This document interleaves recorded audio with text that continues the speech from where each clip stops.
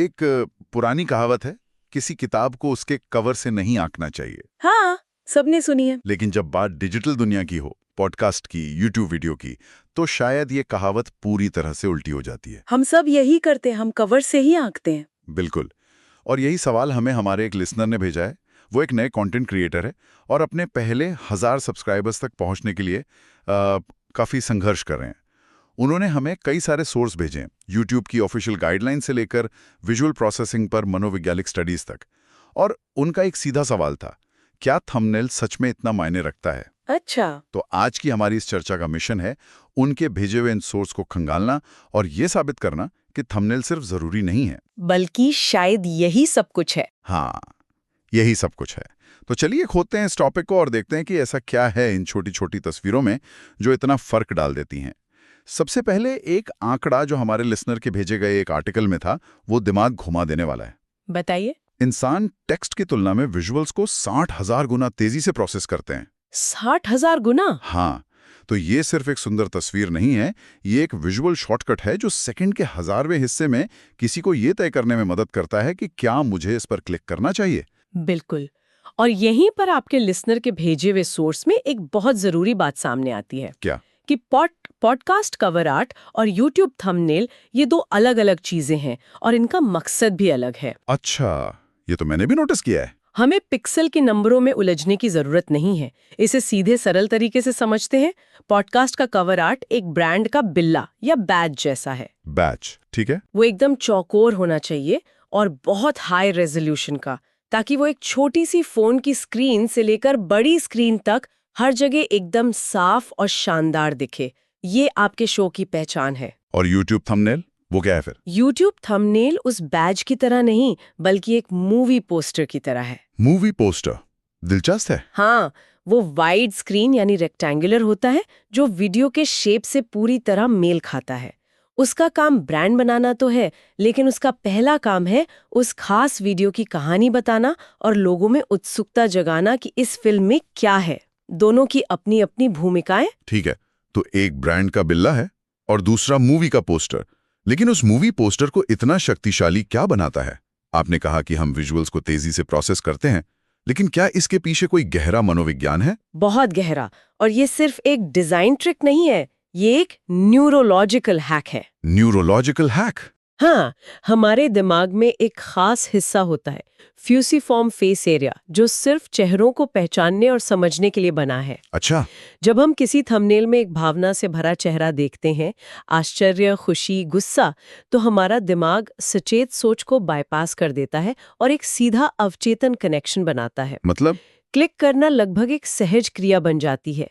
आप टेक्स्ट पढ़ने से पहले ही उस भावना को महसूस कर लेते हैं। वाह, तो ये एक तरह का दिमागी शॉर्टकट है। अगर हमारा दिमाग चेहरों के लिए इतना तैयार है, तो और कौन से मनोवैज्ञानिक शॉर्टकट्स हैं जिनका हम एक डिजाइन में इस्तेमाल कर सकते हैं? बहुत सारे हैं। शुरुआत करते हैं ब्रांडिंग से। ठीक है।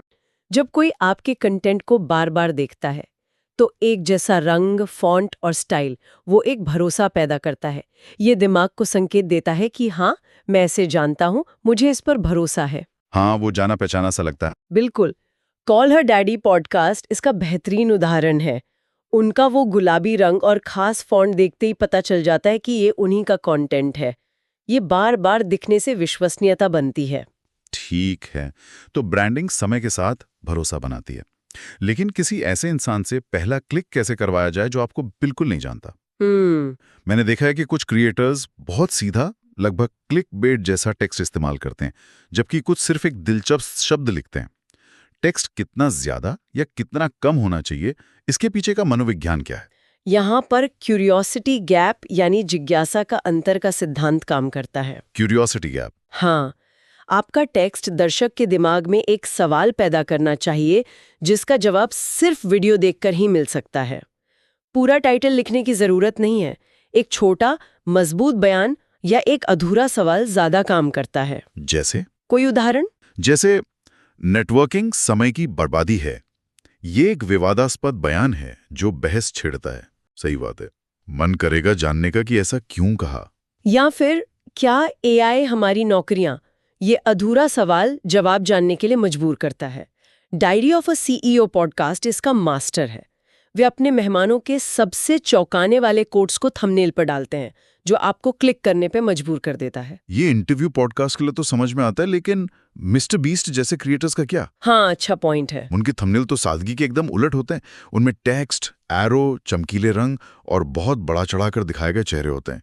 वो तो पूरी तरह से एक अलग ही खेल खेल रहे हैं, और वो भी काम कर रहा है। ये एक शानदार सवाल है, और ये दिखाता है कि अलग-अलग जॉनरे के लिए नियम भी अलग होते हैं। अच्छा। डायरी ऑफ अ सीईओ का लक्ष्य है बौद्धिक जिज्ञासा जगाना। वो एक शांत, विचारशील माहौल बनाते हैं। मिस्टर बीस्ट का लक्ष्य है अधिकतम जानकारी और मनोरंजन का वादा करना। उनका थंबनेल 1 सेकंड में आपको सब कुछ बता देता है। इस वीडियो में बहुत सारा पैसा, बहुत बड़ा चैलेंज और बहुत ज्यादा ड्रामा है। हाँ, ये तो है। उनका थंबनेल भरा हुआ होता है क्योंकि उनका वीडियो भी वैसा ही होता है। वो अपने थंबनेल से वादा कर रहे हैं कि आपको बहुत ज्यादा वैल्यू मिलने वाली है। दोनों ही अपने दर्शकों की उम्मीदों के हिसाब से डिजाइन कर रहे हैं। मतलब पहले अपने जॉनरा और अपने दर्शक को समझना होगा। ये बहुत दिलचस्प है। अब लेआउट की बात करते हैं।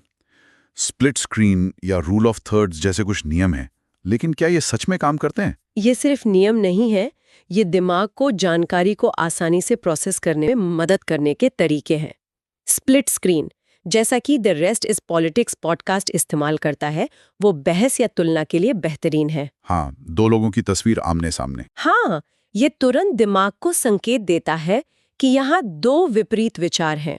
रूल ऑफ थर्ड्स आंखों को एक आरामदायक और संतुलित एहसास देता है, जिससे डिजाइन ज्यादा आकर्षक लगता है। ये सब दिमाग को बिना ज्यादा मेहनत किए जानकारी को समझने में मदद करते हैं। ये सब सुनने में बहुत प्रभावी लगता है। क्या आपके पास कोई ऐसा उदाहरण है जहां सिर्फ इन बदलावों ने सच में कोई बड़ा फर्क पैदा किया हो? हाँ, बिल्कुल। मैं एक बार एक क्रिएटर को कोचिंग दे रही थी, जिसका चैनल एकदम रुक सा गया था। अच्छा। हमने उसके वीडियो में कोई बदलाव नहीं किया, लेकिन हमने 1 हफ्ता लगाकर उनके सभी पुराने थंबनेल को फिर से डिजाइन किया। सिर्फ थंबनेल? हाँ, सिर्फ थंबनेल। हमने सिर्फ 2 चीजों पर ध्यान दिया। हर थंबनेल में एक मजबूत भावना वाला इंसानी चेहरा और हाई कॉन्ट्रास्ट टेक्स्ट। और नतीजा? अगले महीने उनके चैनल के व्यूज दुगने हो गए। सच में? दोगुने? दुगने। ये एक सीधा सबक था कि आपके आइडिया की पैकेजिंग कितनी ज्यादा मायने रखती है। वाह। मतलब कंटेंट वही था, बस उसका कवर बदल दिया। ठीक है, तो हमने इंसानी मनोविज्ञान को समझ लिया, लेकिन हमारे लिसनर ने जो सबसे दिलचस्प आर्टिकल भेजे थे वे एआई के बारे में थे। हाँ, ऐसा लग रहा है कि अब सारे नियम फिर से लिखे जा रहे हैं। बिल्कुल। और ये सिर्फ कैनवा या बिंग इमेज क्रिएटर जैसे टूल से तस्वीरें बनाने तक ही सीमित नहीं है। एआई अब ऐसे काम कर रहा है जो कुछ साल पहले तक साइंस फिक्शन लगते थे। ओके।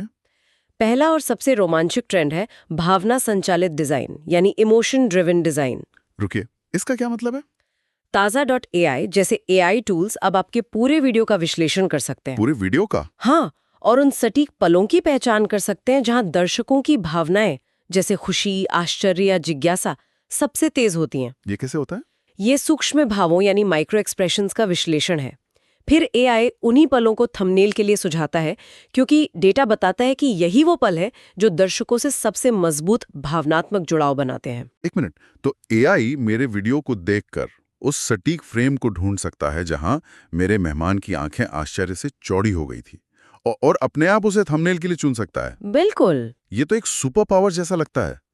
ये इंसानी समझ को मशीन की सटीकता के साथ मिला रहा है। बिल्कुल। और ये यही नहीं रुकता। अगला ट्रेंड है हाइपर पर्सनलाइजेशन। Hyper personalisation?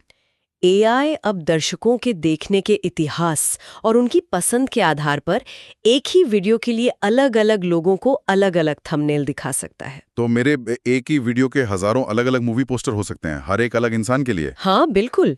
मान लीजिए किसी ने आपके चैनल पर पहले गेमिंग से जुड़े वीडियो देखे हैं, तो एआई उन्हें उसी वीडियो का एक ऐसा थंबनेल दिखाएगा जिसमें गेमिंग का एंगल हो। अच्छा। और अगर किसी और ने टेक्नोलॉजी से जुड़े वीडियो देखे हैं, तो उसे टेक्नोलॉजी पर फोकस करता हुआ थंबनेल दिखेगा। और इससे फर्क पड़ता है? उत्तरी देखी गई है 20 से 30%। हाँ, और इसी से जुड़ा है रियल टाइम ए/बी टेस्टिंग।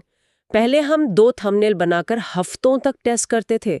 अब एआई एक साथ दर्जनों थंबनेल को टेस्ट कर सकता है और लगातार उस वाले को प्रमोट करता है जो सबसे अच्छा प्रदर्शन कर रहा है। ये एक कभी न रुकने वाली ऑप्टिमाइजेशन प्रक्रिया है। और एक और ट्रेंड का जिक्र था, संदर्भ जागरूक थंबनेल। इसका क्या मतलब है? इसका मतलब है कि एआई आपके बिना कुछ किए मौजूदा ट्रेंड्स या त्योहारों के आधार पर अपने आप थंबनेल में बदलाव कर सकता है। मतलब अपने आप? हाँ, जैसे अगर क्रिसमस का समय है तो एआई आपके थंबनेल में अपने आप एक सेंटा हैट या कुछ बर्फबारी जोड़ सकता है। अगर दिवाली है तो उसमें दिए या रंगोली के एलिमेंट्स आ सकते हैं। इससे आपका कंटेंट हमेशा ताज़ा और प्रासंगिक लगता है। तो ये सब एआई की ताकत हमें एक ऐसी दुनिया की तरफ ले जा रही है जहां हर थंबनेल परफेक्ट होगा। हाँ, हर किसी के लिए पर्सनलाइज्ड, भावनाओं के लिए ऑप्टिमाइज्ड। लेकिन हमारे लिसनर ने एक और सोच भेजा था जो बिल्कुल उल्टी दिशा की ओर इशारा कर रहा था। ऐसा लग रहा है कि हम एक दोराहे पर खड़े हैं। बिल्कुल। और यही आज डिज़ाइन की दुनिया का सबसे दिलचस्प विरोधाभास है। क्या है वो? एक तरफ एआई से प्रेरित ट्रेंड्स हैं जो परफेक्शन और कुशलता पर जोर देते हैं, जैसे बोल्ड मिनिमलिज्म। Bold minimalism? इसमें बहुत कम एलिमेंट्स के साथ एक बड़ा प्रभाव डाला जाता है। बड़े बोल्ड अक्षर, हाई कंट्रास्ट रंग और बहुत सारी खाली जगह। ये डिज़ाइन बहुत साफ और शक्तिशाली लगता है। इसी के साथ रेट्रो सेरिफ फॉन्ट्स का इस्तेमाल भी बढ़ रहा है, जो पुराने जमाने की याद दिलाते हैं, लेकिन एक नए आधुनिक अंदाज में। ठीक है, ये सब एआई के लिए बनाना आसान होगा। बहुत आसान। तो एक तरफ एआई की ये साफ सुथरी परफेक्ट दुनिया है, लेकिन इसकी प्रतिक्रिया में क्या हो रहा है? इसकी प्रतिक्रिया में एक और ट्रेंड उभर रहा है, इंसानी स्पर्श। इंसानी स्पर्श? जैसे जैसे एआई द्वारा बनाई गई त्रुटिहीन इमेजरी आम होती जा रही है, डिजाइनर अब जानबूझकर ऐसी चीजें इस्तेमाल कर रहे हैं जो थोड़ी कच्ची और असली लगें। अच्छा। वे डिजाइन में टेक्सचर्ड ग्रेन्स डाल रहे हैं, जिससे डिजाइन थोड़ा दानेदार और पुराना लगता है, जैसे कोई पुरानी फोटो हो। और हैंडक्राफ्टेड यानी हाथ से बने हुए एलिमेंट्स का इस्तेमाल कर रहे हैं, जैसे हाथ से लिखे अक्षर, डूडल्स या हाथ से बनाए गए निशान। तो ये एआई की परफेक्शन के खिलाफ एक तरह का विद्रोह है, प्रामाणिकता की तलाश। आप ऐसा कह सकती हैं। ये दर्शकों को ये बताने का एक तरीका है, इस कंटेंट के पीछे एक इंसान है, कोई मशीन नहीं। सही बात है। जब हर कोई एआई से एक जैसी परफेक्ट तस्वीरें बना सकता है, तो जो चीज हाथ से बनी हुई थोड़ी सी अपूर्ण लगती है, वो ज्यादा आकर्षक और भरोसेमंद लगने लगती है। ये भीड़ से अलग दिखने का एक नया तरीका बन रहा है। तो ऐसा लग रहा है कि भविष्य टेक्नोलॉजी और इंसानियत के बीच एक संतुलन बनाने का है। हाँ, एआई को एक शक्तिशाली सहायक के रूप में इस्तेमाल करना, लेकिन अपनी रचनात्मकता और इंसानी स्पर्श को बनाए रखना, ताकि आपका काम भीड़ में अलग दिखे।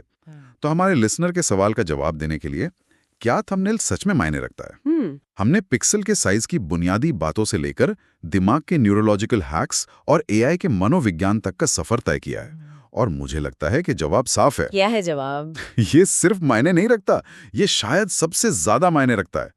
ये आपके कंटेंट का दरवाजा है। और ये हमें एक बहुत ही रोचक सवाल पर छोड़ देता है। क्या सवाल? जैसे जैसे एआई परफेक्ट विजुअल्स बनाने में बेहतर होता जाएगा, क्या सबसे अलग दिखने की सबसे प्रभावी रणनीति अपूर्णता, इम्परफेक्शन को अपनाना होगी? क्या एआई जनित कंटेंट के समुद्र में हाथ से बनाया गया थोड़ा अजीब सा, शायद थोड़ा भद्दा डिजाइन ही प्रामाणिकता का नया प्रतीक बन जाएगा? इस पे विचार करने लायक है।